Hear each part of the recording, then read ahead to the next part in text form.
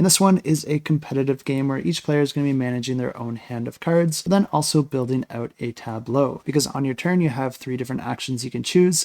You can either pay the cost to play a card from your hand or from the shared supply into your tableau, and then also activate the effects of that character, with each of the cards offering different effects that usually gain you some amount of resources or allow you to spend resources for other resources or actions.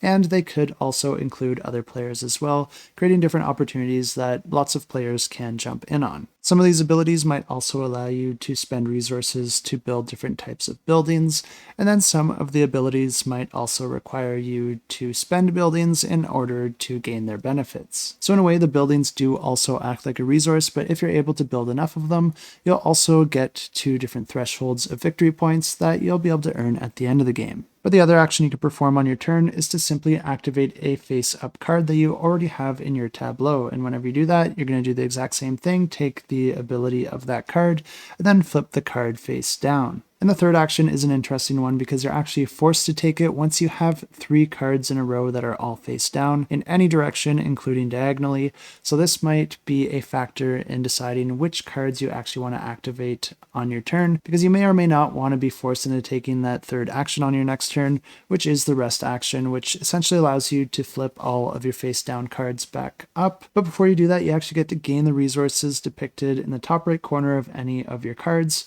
which means that you might want to keep certain cards face up when you take the rest action so that you can get the resources from those cards. And having the right resources at the right time is a key aspect of winning this game, because the resources drive almost every action offered in this game. But the nice thing here is that if you don't have the appropriate resources to take a particular action that you want, you can always move the omen token 1 space to the right in order to earn 1 resource of any type. The catch here is that as that omen token moves more and more to the right, it's going to be costing you victory points for the end of the game, but there are some actions that do allow you to move that omen token back to the left. But the player with the most victory points at the end of the game wins the game, and the primary way that you increase your victory points is by getting a resource known as scrolls. And to get those, you're essentially taking your various actions and converting resources into other resources until you eventually convert those into scrolls.